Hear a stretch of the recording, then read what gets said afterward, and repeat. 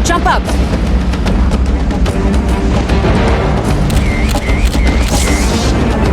The world of video games can be quite polarizing and tragic, with many games achieving critical success, yet somehow end up being commercial failures. As a result, they end up being either forgotten about, or simply gain something of a cult following, remembered by only a few loyal fans that were fortunate enough to play them when they first came out. One of these games is Beyond Good and Evil, an action-adventure game developed by Ubisoft and released way back in 2003 for the PS2, the Xbox, GameCube and Microsoft Windows. This thing received excellent critical praise back in the day and was even nominated for a few awards. Ubisoft were fully intent on turning this thing into its own franchise and developing a trilogy. However, it didn't receive the sales figures that they'd hoped for. As a result, it was pushed to the side, but thankfully was never forgotten about, as fans have been waiting for another installment for years, which Ubisoft announced back in 2008 and revealed in 2018. They never forgot about the original though, and did give us a remaster in 2011 for the PS3 and the Xbox 360, which is actually playable on the Xbox One. So some of you might be wondering why this thing is so fondly remembered among fans. Well, as the old saying goes, if you don't try, you'll never know. So let's get a game on and go play.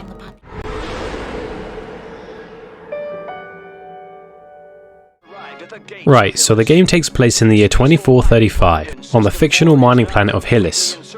The sector, and now this planet, is constantly being attacked by an alien race known as the Doms, who are hell-bent on kidnapping innocents and turning them into slaves and sarcophaguses.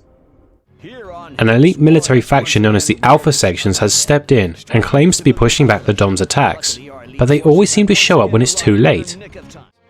Meanwhile, there's a rebellion known as the Iris Network, who claim that the Alphas are in league with the Doms and helping them kidnap everybody. Our protagonist is a 20-year-old woman named Jade, a photojournalist who operates a lighthouse and takes care of the kids orphaned by the Doms' attacks. She ends up getting roped into the whole conspiracy with Iris. Being keen to expose the truth, she plays along in order to find out just who is telling the truth in all this. The story is actually really interesting, and while it isn't groundbreaking or anything, it does become an emotional rollercoaster pretty early on. I actually nearly welled up at one of the cutscenes towards the end when I replayed the game for the video. This is a game that will succeed in pulling on your heartstrings and hitting you hard in the feels. Along the way, Jade meets Double H, a member of the Hylian army and one of the Iris' top reporters, who helps her out during her missions. Jade's other main companion is her adoptive uncle Paige, whom she operates the lighthouse with, and I've got to say that Paige hands down has the most badass intro for a pig in video games.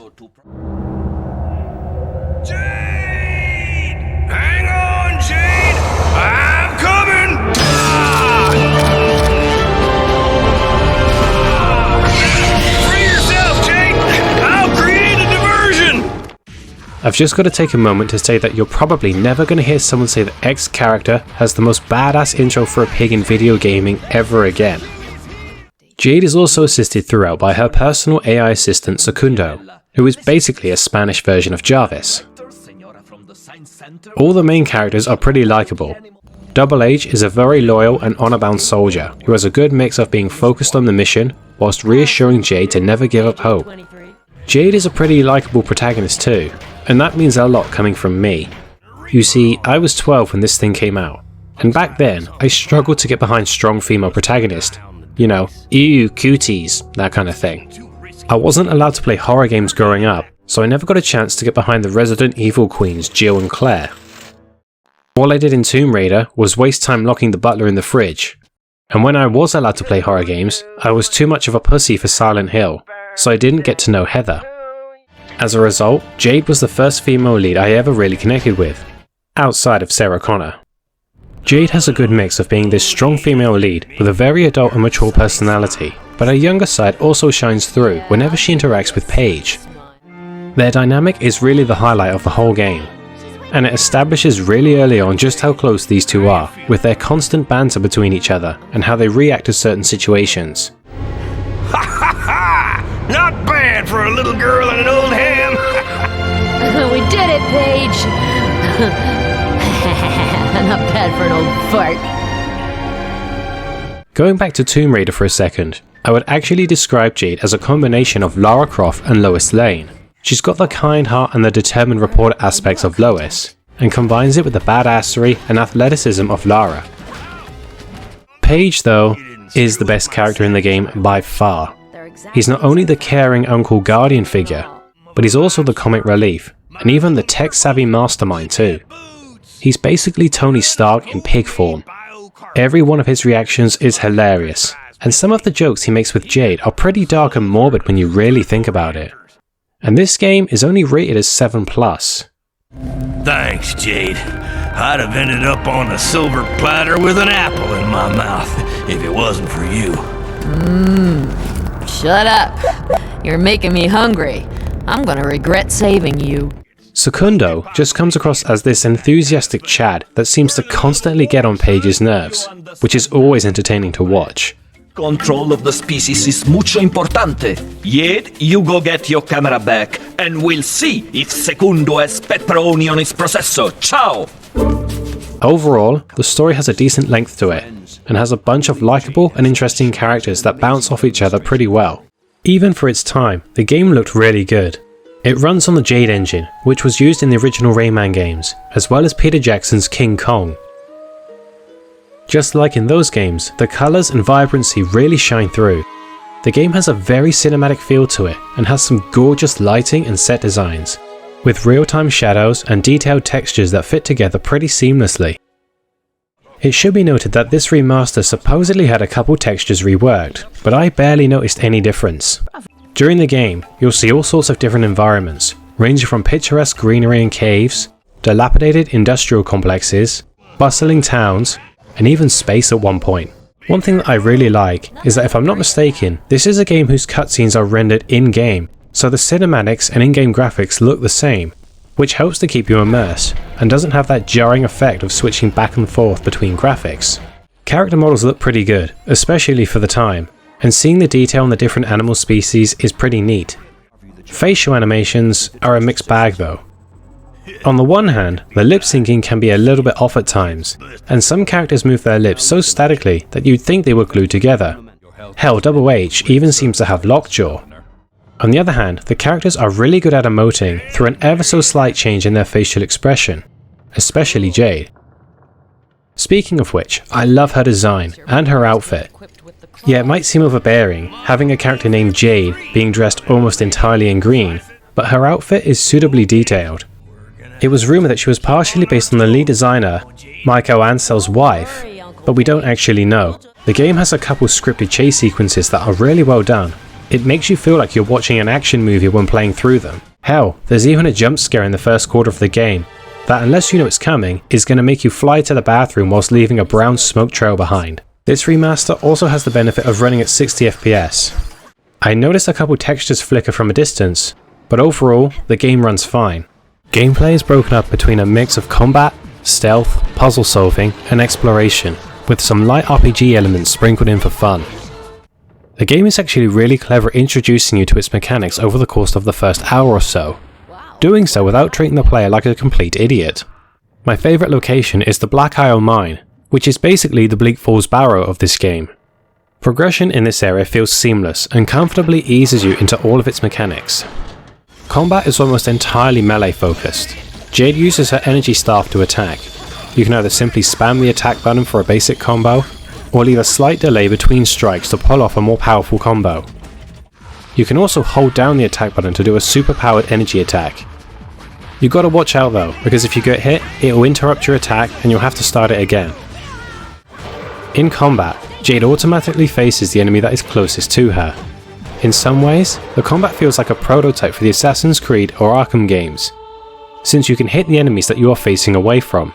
This becomes really handy for countering enemy attacks, who thankfully at least have the decency to telegraph their attacks. When you have a companion with you, you can command them to perform certain tasks outside of combat, like pressing switches and opening doors. In combat, you can also command them to execute a ground pound, which will launch certain enemies into the air and allow you to send them flying. You can press the A button to dodge to the side, which becomes almost essential later on. Dodging attacks can be a bit iffy at times, where you'll swear you hit the dodge button at the right time, only to get hit anyway. I should also point out that instead of regenerating health, you have a fixed amount of health points. You start off with only 2, but you can increase these by finding items called PA1s throughout the world. You have the option to give these to your companions as well, but if you're good enough at the game, you won't need to. Speaking of which, your allies are usually just a distraction for your enemies in battle, which leaves you to do most of the work. They may occasionally get grappled by an enemy, and you'll have to free them before they end up taking damage. The opposite can happen to you though, so watch out. Outside of combat, pressing the dodge button will execute a forward roll, which will come in handy for platforming. Speaking of which, you can climb and grapple ledges by simply walking up to them. If there's a gap for you to clear, simply walk off the edge and Jade will automatically jump. If you run off a ledge with nothing to land on, she'll simply drop down and hang off of it, so you're never going to have to worry about falling to your death. Stealth is pretty basic in concept. You hold down the crouch button to sneak and avoid line of sight. Well, no shit. Most enemies have preset patrol routes or positions in which they face, so they are usually easy enough to avoid. But you will have to observe a couple of their routes, because some areas have stealth sections that are pretty much mandatory, as some of them have laser turrets that can one-shot you. If you walk up to a wall, Jade will stand flat against it, which becomes essential for scaling buildings in certain areas. You can execute a sneak attack on some enemies by hitting them on their air tanks. Be careful about doing this though, because if there is more than one of them, then it will attract the attention of their friends. There's a few boss fights in the game, most of which simply involve avoiding their attacks and exploiting their weak spots. The other main mechanic is Jade's camera. This becomes essential for your reports, but is also used to help you gain money. You see, in this game you've got two forms of currency, units and pearls. Units are your basic and most common form of currency, which you use to buy things such as healing items and so forth. Since Jade is a reporter, one of her main sources of income is by taking pictures of all the animals on the planet. Side note, I love how this is introduced at the beginning with actual context, as Jade is bankrupt and Secundo suggests it as a way to obtain some extra dosh. I also love how if you aim the camera at Paige, he'll actually smile and wave. After you've taken a certain amount of photos, your film will be recharged, and you'll also receive a reward. The first one is a much needed zoom function, and the rest afterwards is a pearl. Oh yeah, you can also take photos of maps to add them to your radar. The other main way you get units is by destroying these crystals you find scattered throughout the world, each piece offering up 5 units.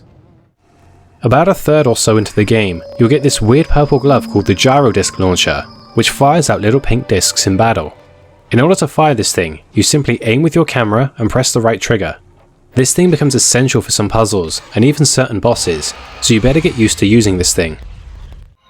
The other form of currency is the pearls. Now these can be acquired from certain monsters, as well as found in certain loots.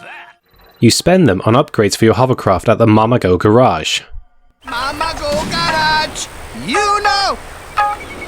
When your mama won't go, you know. The Mama go garage, and so. Your hovercraft is your main form of transportation throughout the world, and just like Jade, you can upgrade its maximum health. You can also shoot lasers from this thing when you come under attack. Make sure not to shoot at civilians though, otherwise you'll get fined on the spot. Oh yeah, you'll also get access to Paige's spaceship the Beluga later on. You have an infinite amount of inventory space, which unlike most other games is actually shown with some actual logic. You see, Jade and her companions have a satchel on their hip called a synthetical atomic compressor, aka the SAC. This thing turns all your possessions into data. Makes me wonder if Secundo is an actual person that had this done to him. It boggles the mind. You can also rotate the items when you inspect them, which you will have to do if you want to figure out the answer to solving a few certain puzzles. Throughout the story, you'll come across these items called M-discs, which are basically DVDs with slideshows. To view them, you walk up to one of these M-disc readers. These are also where you save your game, as this thing doesn't have an auto-save feature, so you'll want to save whenever you find one. Thankfully, there's plenty scattered throughout the world in all key areas, so you'll never have to replay any lengthy segments, provided you save frequently enough. You can also buy M-discs with your reports on them, which is really cool. Furthermore, you can purchase upgrades for your gear, including things such as an animal and pearl detector, and even a supercharged upgrade for your staff. Certain doors require passwords to enter. but don't go thinking that you can simply memorize them in future playthroughs, because they reset with every new save file. The game has a bunch of side stuff for you to complete too, if that's your cup of tea. You can participate in 4 different hovercraft races, which have some of the catchiest music in the game. And they also make me think that whoever designed these must have been a big fan of the Wipeout series. You can even shoot the other races too. You can find these caves called Looter's Caverns, where you'll get ambushed by some goons in a police hovercraft, and steal some of your credits like complete arseholes. You've then got to chase them down to the end of their tunnel before blowing them the hell up. All along the way, you'll have to avoid lasers and mines, as well as getting through a door before it closes. If you fail, it simply reloads you back at the start and you get to try again. Thankfully, it gives you back all of your boosts and healing items too, so it's not all bad. Some areas do require you to backtrack, but they're usually so short or give you shortcuts, so it's not really an issue. Overall, there's plenty for you to do in the game. Completing the story and most of the side content took me roughly 10 to 12 hours, but that's with me already knowing the solutions to everything. For first time players, you might be left scratching your head at a few points. I know I did when I was a dumbass kid. There would be points where I literally couldn't figure out what to do next, and since gaming guides weren't all that common, I would just restart the game and play until I got stuck again. Maybe I should do a video on games that I couldn't beat as a kid. Aside from the visuals, the best thing about this game is its soundtrack. The music was composed by Christoph Harral, I hope I'm pronouncing that right, who has worked on Rayman Origins and Legends. I gotta say that his talent really shines through here. The music is suitably varied in both tone and culturally. There's hints of music sounding like Soviet propaganda, and even some Arabic instruments used too. Music manages to be somber, intense, mellowing, upbeat, catchy, you name it. Even the combat music varies depending on the type of enemy you're fighting. Sound effects are chunky and distinct from one another, and you'll never be confused as to what sounds you're hearing. The subtle ambiences during stealth sections always made me tense up as a kid.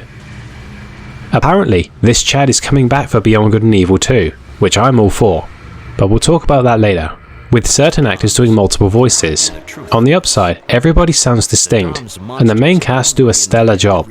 Jade is voiced by Jodie Forrest, who has appeared in 13, Rayman 3, and even Ratatouille.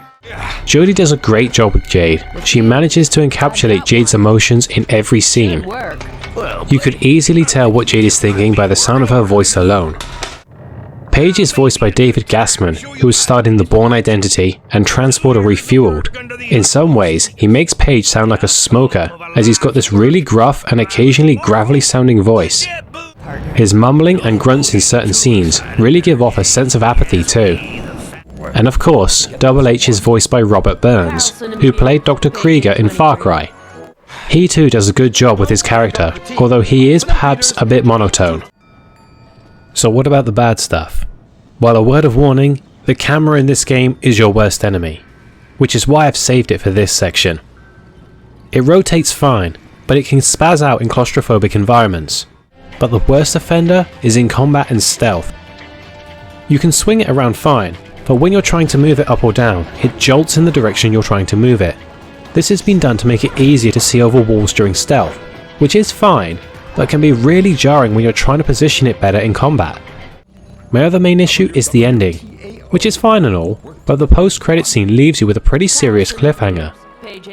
Now this would be okay, but Beyond Good and Evil 2 is set to be a prequel, so unless we do eventually manage to get the full trilogy, then that cliffhanger is never going to be resolved, and I for one want to know what happens next. So what the hell is going on with the series? Well, we got a teaser way back in 2008 that just showed off Paige sleeping on a desert road. In 2018/2019, I'm honestly not sure, we got both a gameplay and cinematic trailer that implies that Jade is going to be the main antagonist. It's also been announced that Netflix are apparently going to have a live action and animated adaptation made too, directed by Robert Latterman, who worked on Detective Pikachu. I am curious to see who's going to play Jade in that. The game's public relations manager said that he wanted Shannon Sossamon to play Jade on screen, because apparently they look and walk similarly. The main concern though is that Ansel has now left Ubisoft and has left the team with a lack of creative direction, which doesn't bode well for the game's development. This could potentially lead to the game underperforming, which is already a bad thing. But when you consider that most people drawn to it will be fans of the original, then we might not get that ever so coveted trilogy. But enough of that. The main thing that you should take away from this video is that Beyond Good and Evil is great. It's a fun adventure with likeable characters, enjoyable gameplay for the most part, some gorgeous visuals, and a stellar soundtrack. Plenty of other games may feature everything present in this one, but it still manages to be authentic and unique, and that alone makes it worthy of praise. Anyways, thanks for watching. If you want to see me babble on about more games, old and new, in the future, then be sure to stick around. If you've got any suggestions for games you'd like me to cover, then feel free to let me know. I'm open to any and all ideas.